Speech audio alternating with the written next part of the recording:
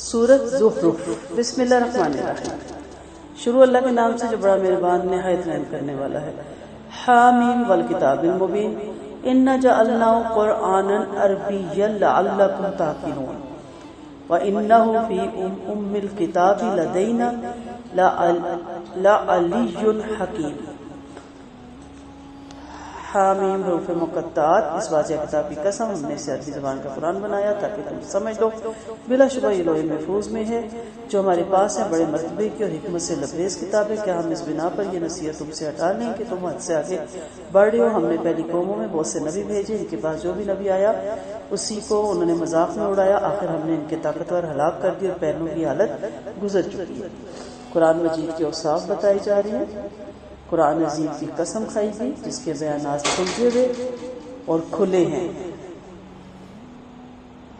جو عربی زبان میں اترا ہے، جس کی فصاحت اور بلاغت مکمل ہے۔ اس کے اترنے کی غرض لوگوں کو نصیحت کرنا ہے تاکہ لوگ اس میں غور و فکر کریں اور نصیحت قبول کریں۔ ہم نے اسے عربی زبان میں اتارا۔ سورہ شعراء میں بھی اللہ تعالیٰ نے یہی میسج دیا، ہم نے اسے عربی میں جو وسیع زبان ہے اتارا۔ یہ لوح محفوظ میں ہے جو ہمارے پاس ہے۔ قرآن بڑے اونچے مرتبے والی اور عالی شان کتاب ہے جس میں پکی باتیں ہیں، اس میں باطل کی ملاوٹ ناممکن ہے۔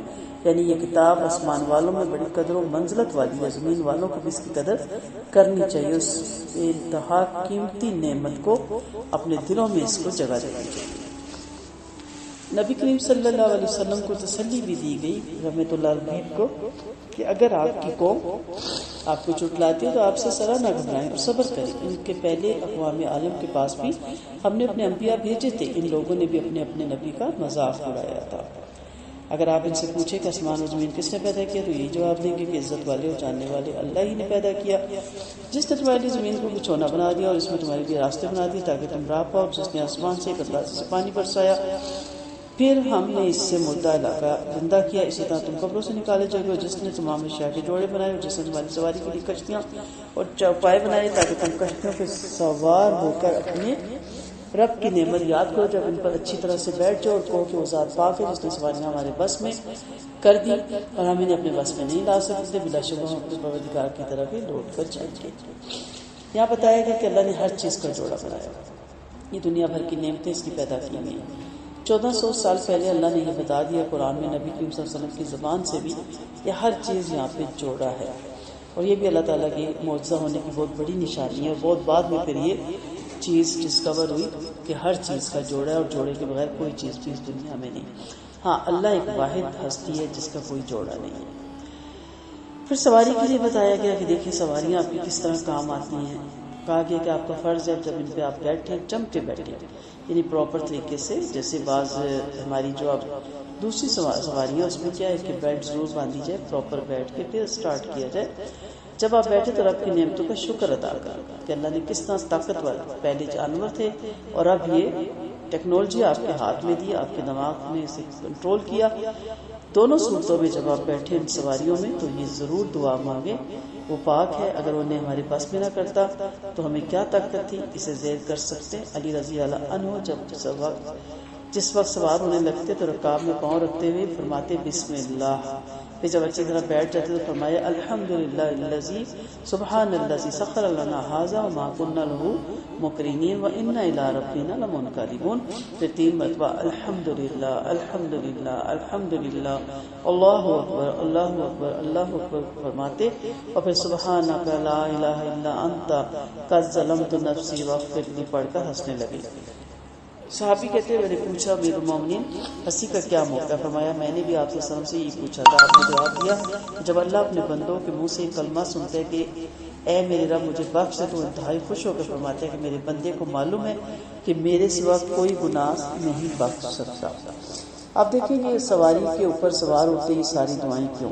کیونکہ بعض سفر انسان کے خدا نخواستہ آخری سفر بھی ہو سکتے ہیں، اور دوسری بات ہے سفر اس کی طرف اشارہ ہے کہ وہ سفر بھی کرنا ہے جس کو جو کہ آخرت کی طرف سفر ہوگا اور جس سے واپس گھر کی طرف لوٹنا ناممکن ہو جائے گا۔ تو یہ ایک یاد دہانی ہوتی ہے کہ ہمیں لوٹ کر اپنے رب کے پاس جانا ہے۔ سواریوں کی آمد و رفت سے اور اپنے دنیاوی سفر سے آخرت کا سفر یاد آتا ہے۔ اللہ نے ایک آیت میں دنیا کے سامان کا ذکر کر کے ذات آخرت کی طرف توجہ دلا دی ہے۔ مشرکوں نے اللہ کے پاس بندوں کو اس کا جز بنا دیا۔ واقعی انسان بڑا کھلا ناشکر ہے کہ اس نے مخلوق میں سے اپنے لیے بیٹے مقرر کیے اور تمہیں بیٹیوں کے لیے چن لیا، اور جب ان سے کہا کسی کو اس کی بشارت دی جاتی ہے جس کی مثال انہوں نے رحمان کے لیے بیان کی ہے تو اس کے چہرے پر سیاہی چھا جاتی ہے اور اداس ہو جاتی ہے۔ کیا وہ جن کے زیورات میں پرورش ہو اور جھگڑے میں کام نہ آئے اللہ کی اولاد ہے؟ انہوں نے فرشتوں کی جو اللہ کے غلام ہیں عورتیں بنا دیا۔ کیا یہ ان کی پیدائش کے وقت موجود تھے؟ ان کا دھیان لکھ لیا گیا اور ان سے باز پرس کی جائے گی۔ کہتے ہیں کہ اگر رحمان کو منظور ہوتا تو ہم ان کی بندگی نہ کرتے، اور ان کے پاس اس کا کوئی علم نہیں، وہ صرف کیا سرائیوں سے باتیں کر رہے ہیں۔ مشرکوں کی اللہ پہ افطرا بازی۔ اس آیت میں اللہ پر مشرکوں کی افطرا بازیوں کا بیان ہے کہ انہوں نے بعض جانور اللہ کے لیے اور بعض اپنے بتوں کے لیے مخصوص کر رکھے تھے۔ حالانکہ دونوں اللہ کے بنائے ہوئے اللہ کے مقرر کیے ہوئے، لیکن کچھ کو اللہ کے نام پہ دیتے تھے اور کچھ ان کے بتوں کے نام پہ ہوتے تھے۔ خود سے ان کی یہ تجویز تھی، اللہ نے تو ایسی کوئی آیت نہیں اتاری۔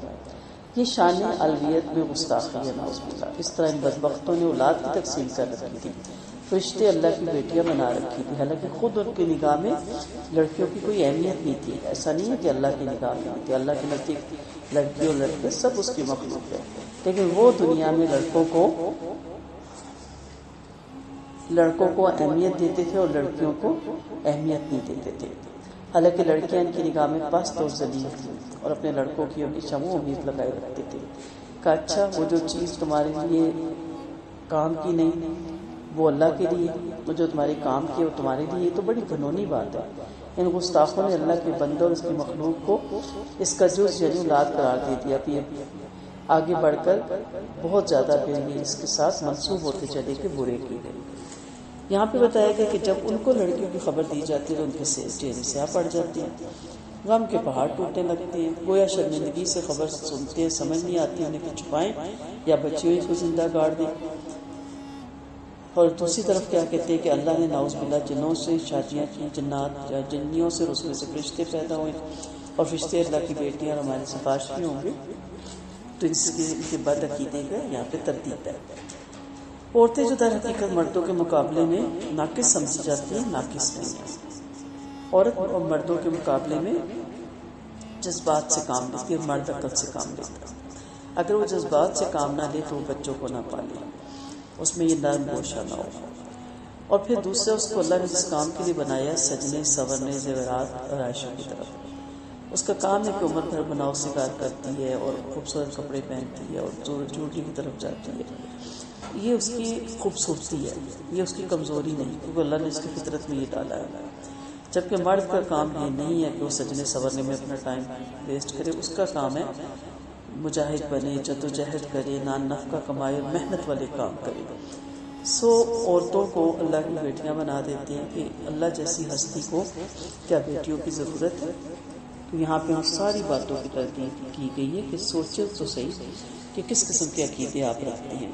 ام آتیناہم کتابا من قبلہ فہم بہ مستمسکون بل قالوا انا وجدنا آباءنا علی امۃ وانا علی آثارہم مہتدون۔ کہ ہم نے اس سے پہلے انہیں کوئی کتاب دی تھی جس کو یہ مضبوط پکڑے ہوئے؟ نہیں، بلکہ ان کا کہنا ہے کہ ہم نے اپنے بزرگوں کو ایک طریقے پر پایا اور ہم انہیں ان کے نقش قدم پر چل کر آپ آ سکتے ہیں۔ اس طرح جس بستی میں ہم نے آپ سے پہلے کوئی رسول خبردار کرنے والا بھیجا تو اس کے مالداروں نے یہی جواب دیا کہ ہم نے اپنے بزرگوں کو ایک طریقے پر پایا اور ہم ان کے نقوش پر کی پیروی کریں گے۔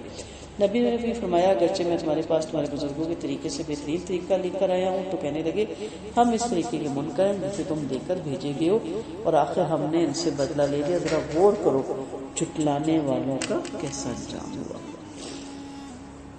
وَإِذْ قَالَ إِبْرَاهِيمُ لِأَبِيهِ وَقَوْمِهِ إِنَّنِي بَرَاءٌ مِّمَّا تَعْبُدُونَ إِلَّا الَّذِي فَطَرَنِي فَإِنَّهُ سَيَهْدِينِ۔ جب ابراہیم نے اپنے باپ سے اپنی قوم سے کہا میں ان سے بیزار ہوں جن کی تم عبادت کرتے ہو سوائے اس کے لیے جس نے مجھے پیدا کیا، یقیناً وہ میری رہنمائی فرمائے گا۔ ابراہیم اپنی اولاد میں بھی اسی کو ایک باقی رہنے والی بات چھوڑ کے تاکہ لوگ باز نہیں، بلکہ میں نے انہیں اور ان کے باپ دادوں کو زندگی کا سامان دیا یہاں تک کہ ان کے پاس حق اور صاف دو رسول آ گئے۔ جب ان کے پاس حق آ گئے تو کہنے لگے یہ تو جادو، ہم اس کے عقیدت مند نہیں ہیں۔ یہ قرآن دونوں شہروں میں سے کسی بڑے آدمی پر کیوں نہیں اتارا گیا؟ کیا یہ آپ کے رب کی نعمت بانٹتے؟ ہم نے انہیں کی دنیاوی زندگی کی روزی ان میں بانٹی اور ایک دوسرے کے درجے بلند کیے تاکہ بعض کو متحد بنا دے۔ اس مال سے آپ کے رب کی رحمت بات درجے بہتر ہے جسے یہ سمیٹ رہے ہیں۔ اگر یہ اندیشہ ہوتا ہے کہ سب لوگ ایک جماعت ہو جائیں گے تو ہم اللہ کو نہ ماننے والوں کے گھروں کی چھتیں چاندی اور سونے کی بنا دیتے اور سیڑھیاں بھی جن سے وہ چڑھتے ہیں، سب کچھ محض دنیاوی فائدہ ہے اور آپ کے رب کے نزدیک آخرت پارساؤں کے لیے ہی ہے۔ اب یہاں پہ کیا بتایا جائے؟ ان کا ایک اور اعتراض بھی تھا کہ قرآن اگر سچا ہے، نبی سچا ہے، تو اللہ کو مکہ کا ایک یتیم ہی ملا تھا؟ کیا اللہ کو سراداران قریش نعوذ باللہ نظر نہیں آ رہے تھے؟ کیا تو جو وادیاں ہیں طائف اور مکہ کی، اس میں کوئی ایسا بندہ نہیں تھا کہ جس کو نبوت کے لیے چنا جائے؟ تو کیا سمجھتے تھے کہ اگر دنیاوی معاملے میں ہم پاور میں ہیں، سردار ہیں، تو دین کے معاملے میں بھی ہمیں چننا جانا چاہیے؟ تو یہ اس قسم کی بھی ان کی باتیں تھیں۔ پھر وہ کیا کہتے تھے کہ اگر اس بات کا خیال نہ ہوتا، اللہ تعالیٰ نے فرمایا مال و دولت رضا کی علامت نہیں، اللہ تعالیٰ فرماتے ہیں اگر ہمیں اس بات کا خیال نہ ہوتا کہ لوگ دولت کو میری رضا کی دلیل سمجھ کر مالداروں کی طرح بننا چاہیں گے تو میں مشرکوں کو اس قدر دنیا دیتا کہ ان کے گھروں کی چھتیں اور زینے چاندی کے بنا دیتا، جن سے یہ چڑھ جاتے ہیں ان کے گھروں کے تمام دروازے اور تخت سونے کے ہو جاتے ہیں۔ یعنی اللہ کے نزدیک یہ سونا چاندی کوئی وقت نہیں رکھتا جس کے پیچھے لوگ مر رہے ہیں۔ سو اللہ نے کہا دنیا میری نگاہ میں نہایت حقیر اور ناپائیدار ہے اور ذرا بھی قابل قدر نہیں۔ اگر دنیا ساری مل بھی جائے تو بھی آخرت کے مقابلے میں کچھ نہیں ہے۔ کافروں کو نیکیوں کا بدلہ دنیا ہی میں مل جاتا ہے کہ انہیں کچھ دنیا کی سہولتیں نصیب ہو جاتی ہے، مرنے کے بعد ان کے پاس کچھ بھی نہ ہوگا، خالی ہاتھ سفر آخرت کریں گے۔ ایک حدیث میں ہے کہ اگر اللہ کے نزدیک دنیا کی ایک مچھر کے پر کے برابر بھی قدر ہوتی تو کسی کافر کو پانی کا ایک گھونٹ بھی نہ پلاتے۔ پھر فرمایا آخرت ان کے لیے جو دنیا میں چکنا رہتے ہیں، پھونک پھونک کر قدم اٹھاتے اور قیامت کے خوف سے آخرت کی تیاری میں لگے رہتے ہیں، وہاں انہیں ان کے رب کی جو خاص نعمتیں اور بڑی بڑی رحمتیں نازل ہوں گی ان میں کوئی دوسرا شریک نہ ہوگا۔ آپ صلی اللہ علیہ وسلم نے فرمایا کہ تم سونے چاندی کے برتنوں میں مت کھاؤ پیو، یہ کافروں کے لیے دنیا میں ہے اور ہمارے لیے آخرت میں، ان کے لیے دنیا میں اس لیے کہ دنیا اللہ کی نگاہ میں حقیر اور ناپائیدار ہے۔ وَمَنْ يَعْشُ عَنْ ذِكْرِ الرَّحْمَنِ نُقَيِّضْ لَهُ شَيْطَانًا فَهُوَ لَهُ قَرِينٌ۔ جو شخص اللہ کی یاد سے اندھا بن جائے ہم اس پر ایک شیطان مسلط کر دیتے ہیں اور وہ اس کا ساتھی بن جاتا ہے، وہ انہیں سیدھے راہ سے روکتا رہتا ہے اور وہ اس خیال میں رہتے ہیں کہ ہم رائے یافتہ ہیں، یہاں تک کہ جب وہ ہمارے پاس آئے گا تو کہے گا کیا اچھا ہوتا میرے اور تمہارے درمیان یورپ اور پچھم جیسی دوری ہو جاتی، بڑا بدترین ساتھی آج تمہاری یہ بات کام نہ آئے گی کہ تم سب ظالم ہو کیونکہ تم سب عذاب میں شریک ہو۔ کیا آپ بہروں کو سنوا سکتے ہیں، اندھے کو سنوا سکتے ہیں اور اس سے بھی صاف گمراہی میں ہو؟ اگر ہم آپ کو اٹھا بھی لیں تو بھی ان سے انتقام لینے والے ہوں گے، ہم نے جو کچھ ان سے وعدہ کیا آپ کو دکھائیں گے تو یقیناً ہم ان پر قادر ہیں۔ آپ یہ وہی مضبوط پکڑ لیجئے جو آپ کی طرف اتاری گئی، یقیناً مانیے آپ سیدھی راہ پہ، اور یقیناً یہ قرآن خود آپ کے لیے بھی اور آپ کی قوم کے لیے بھی نصیحت ہے، اور قریب تم آپ سے مواخذہ کیا جائے گا کہ آپ ان سب انبیاء سے جنہیں ہم نے آپ سے پہلے بھیجے تھے پوچھ لیا جائے گا کہ کیا ہم نے اپنے علاوہ بھی معبود مقرر کیے ہیں کہ ان کی بندگی کی جائے؟ ذکر اللہ سے غافل رہنے والے پر شیطان مسلط ہوتا ہے، یعنی جو انتہائی مہربان اللہ کے مبارک ذکر سے اندھا ہو جائے اور بے پرواہی سے کام لے تو شیطان کا وہ ساتھی ہوتا ہے، شیطان کا اس پہ غلبہ آ جاتا ہے جو ہر وقت اس کے ساتھ رہتا ہے۔ اس لیے کوشش کرتے رہنا چاہیے کہ اس دنیا کے جھمیلوں میں پھنسے ہوئے ساتھ ساتھ اپنی زبان کو، اپنے اعمال کو ذکر الہی میں مشغول رکھا جائے، کیونکہ اللہ تعالیٰ کا فرمان ہے، حدیث قدسی ہے کہ میں اس وقت تک انسان کے ساتھ ہوتا ہوں جب تک اس کا زبان میرے ذکر میں مشغول رہتی ہے۔ اس لیے اپنے آپ کو ہر وقت ذکر کی محفلوں میں، ذکر کی مجلسوں میں اور ذکر کرنے والے ساتھیوں کے ساتھ جوڑے رکھیں، ہر وقت ذکر میں مشغول رہیں تاکہ شیطان کے اٹیک سے بچا جا سکے، کیونکہ جب بھی اللہ کے حکم سے انسان سرتابی کرتا ہے، اللہ کے حکم سے باہر نکلتا ہے، اسی وقت شیطان اس کا دوست بن جاتا ہے۔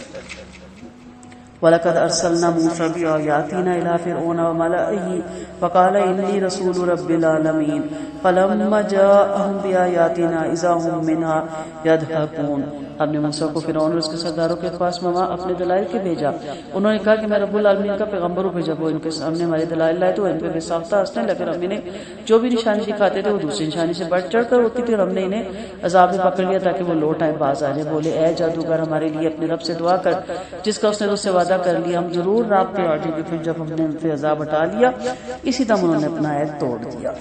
بارہا ان پہ جب آزمائش آتی تھی اللہ کی طرف سے پکڑ آتی تھی تو یہ فوراً موسیٰ علیہ السلام کے پاس بھاگے آتے تھے اور بطور طنز بھی کہتے تھے کہ اے موسیٰ دعا کیجئے رب سے ہمارے پہ عذاب ٹل جائے. جیسے عذاب ٹلے گا ہم انشاءاللہ دوبارہ کبھی بھی آپ کا انکار نہیں کریں گے. لیکن جیسے ہی عذاب ٹلتا تھے اپنی پرانی روش پہ لوٹ آتے تھے. پھر انہوں نے اپنی قوم میں ڈھنڈورا پٹوا دیا اور کہنے لگا بھائیو کیا مصر کا علاقہ میرا نہیں اور میرے نیچے یہ نہریں نہیں بہ رہی؟ کیا تم نے دیکھا نہیں بلکہ میں اس شخص سے بہت بہتر ہوں جو حقیر ہے اور صاف بیان نہیں کر سکتا.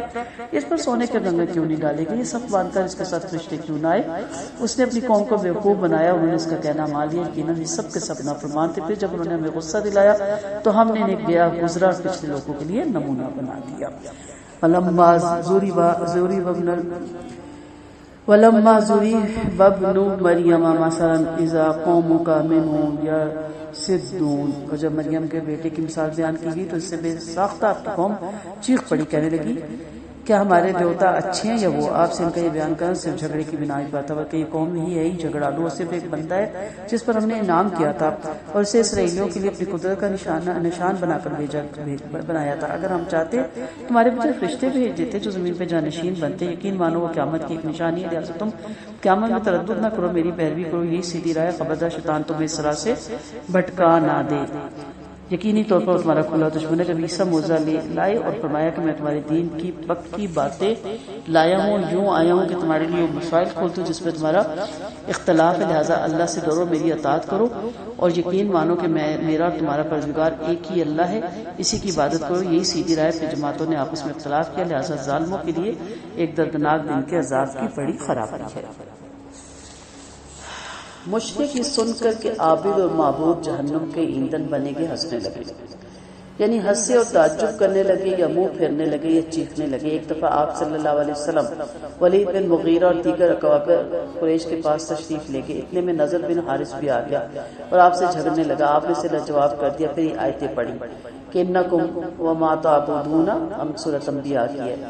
پھر آپ وہاں سے اٹھ کر آئے. کچھ دیر کے بعد اس مجلس میں عبداللہ بن زبیر تمیمی بھی آ گیا. ولید سے کہنے لگا نظر عبد المطلب کے بیٹے سے ہار گیا ہو تو ہمیں اور ہمارے دیوتاؤں کو جہنم کا ایندھن بنا کر چلے گی. عبداللہ نے افسوس کیا اور کہا کاش میں ہوتا تو میں اپنے عبد المطلب کے دانت کھٹے کر دیتا. نہ اس بلند سے پوچھتا کہ جب ہمارے دیوتا اور ہم جہنم کا ایندھن ہے تو لا محالہ تمام فرشتے عزیر ابن مریم بھی جہنم کا نعوذ باللہ ایندھن ہوں گی, کیونکہ ہم فرشتوں کو یہودی عزیر کو عیسائی ابن مریم کو خدا مانتے. یہ جواب سن کر کافی اچھل پڑے, بہت خوش ہوئے کہ واہ کیا مقبول جواب دیا.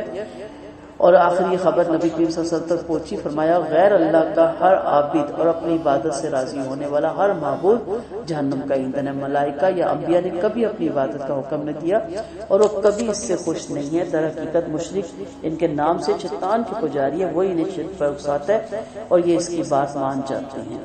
اس پر یہ آیتوں کا نزول ہوا. عیسیٰ اللہ کے بندے ہیں, یعنی عیسیٰ بھی اللہ کے بندے تھے جن کو نبوت کے نام سے سرفراز فرمایا گیا اور اللہ کی قدرت کی ایک دلیل بنا کر اسرائیلیوں کی طرف مبعوث فرمایا گیا تھا. انہیں معلوم ہو جائے کہ اللہ ہر چیز پر قادر ہے. یہاں پہ عیسیٰ علیہ السلام کو جو یہ اللہ کا بیٹا مانتے تھے ان آیتوں میں اس کی بھی تردید کی گئی. هل ينظرون الا الساعة ان تأتيهم بغتة وهم لا يشعرون. یہ محض قیامت کے انتظار میں ہے کہ وہ ان پر اچانک آ جائے اور انہیں خبر بھی نہ ہو. گہرے دوست بھی ہیں, اس دن ایک دوسرے کے دشمن بن جائیں گے. سوائے پارساؤں کے اے میرے بندو آج تم پر کوئی خوف و ہراس نہیں ہونا. تم غم زدہ ہوگے جو ہماری آیتوں پر ایمان لے آئے تھے اور تھے بھی مسلمان. تم اور تم جیسے لوگ خوش و خرم جنت میں داخل ہو جاؤ گے. ان کے پاس سونے کی رکابیاں اور گلاس لائے جائیں گے اور وہاں وہ سب چیزیں ہوں گی جنہیں ان کا دل چاہ رہا ہوگا اور جن سے ان کی آنکھیں ٹھنڈی ہوں گی.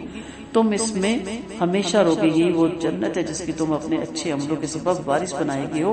اس میں تمہارے لیے بہت کچھ میوے ہیں جن کو تم کھاتے رہو گے. اللہ تعالیٰ ہم سب کو جنت الفردوس کا وارث بنائے. یہاں پہ بتایا جا رہا ہے کہ قیامت کے دن پارساؤں سے کہا جائے گا آج غم اور دکھ تمہارے پاس بھی نہیں پھٹکے گا. ہر طرح خوش و خرم و حشاش بشاش رہو. یہ بہار تمہارے ایمان اور اسلام کی وجہ سے کہ تمہارے عقائد بھی اسلامی تھے, زندگی بھی اسلامی تھی, اور تم ایمان کے ساتھ نیک عمل سے بھی آراستہ تھے. اور قیامت جب اچانک آ جائے گی, نہ رسولوں کو اس کے آنے کا وقت پتہ ہے, وہ قریب ہی آئی ہوئی ہے. اصل چیز یہ کہ اس دن انسان ہاتھ ملے گا, افسوس کرے گا, اور ندامت کے سوا اس کے ہاتھ میں کچھ بھی نہیں لگے گا. اس لیے کوشش کرنی چاہیے کہ اس دن کے آنے سے پہلے انسان اپنے آپ کو قرآن و سنت کے مطابق ڈھال لے, اور اس دن کوئی بھی گہرا دوست بھی ایک دوسرے کے کام نہیں آئے گا, بلکہ وہ بھی اسے اپنی اپنی پڑی ہوگی, اور وہ جان چھڑا رہا ہوگا کہ کہیں مجھ سے کوئی میری نیکی نہ مانگ لے. ان المجرمین فی عذاب جہنم خالدون.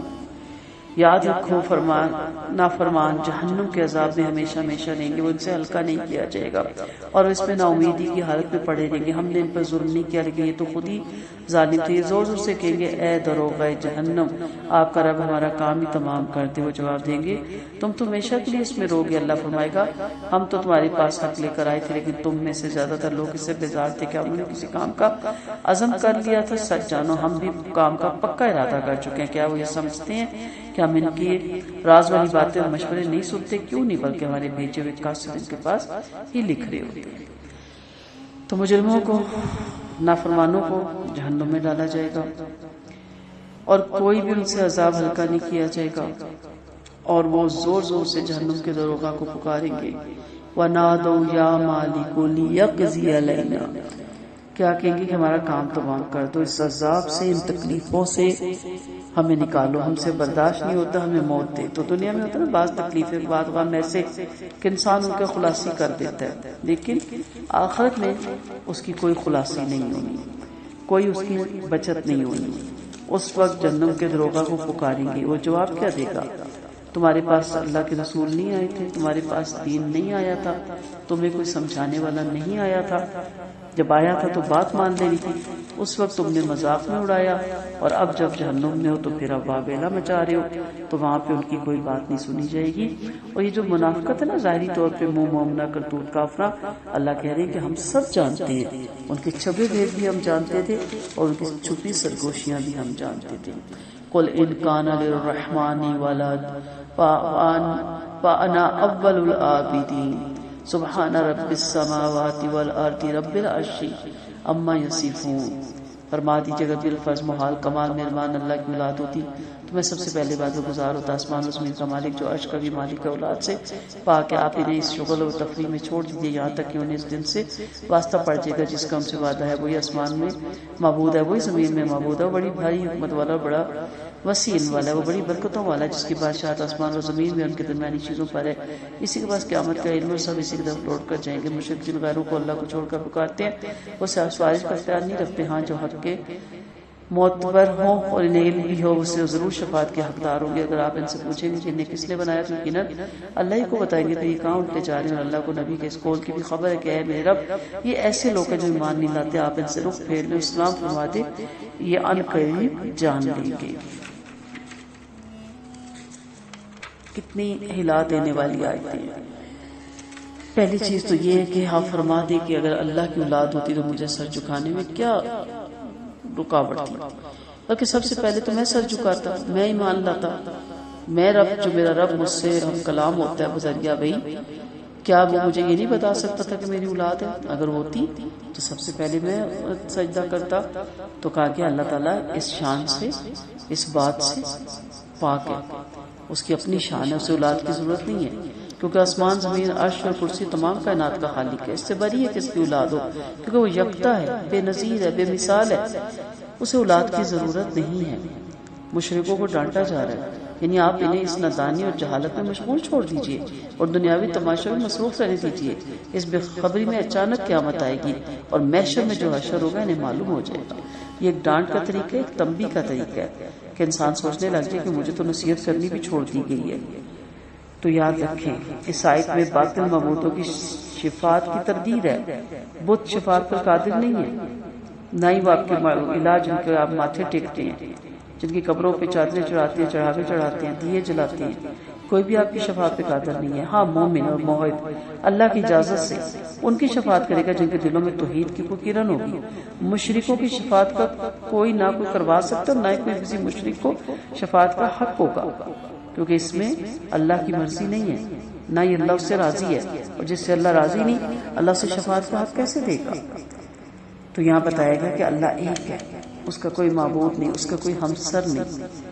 اور مشرکوں سے کیا کہا گیا؟ آپ درگزر کریں اور ان کی بد زبانی کا جواب بھی نہ دیں، بلکہ تلیف قلب کے لیے قول و فعل میں نرمی برتی ہے اور سلامتی کی دعا کیجیے.